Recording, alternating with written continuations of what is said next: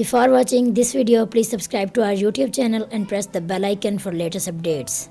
Assalamu alaikum. Today we will discuss about difference between CD and DVD. CD stand for compact disc and DVD stand for digital versatile or video disc. CD thickness is 1.2 mm. DVD thickness is 0.6 mm.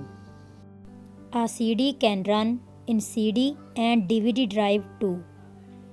A DVD can only run in a DVD drive. CD capacity 700 MB. DVD capacity 4.7 GB or 17 GB. CD have a single layer of plates. DVD have double layer of plates. It is type of optical disc used for storage bytes of data. DVD.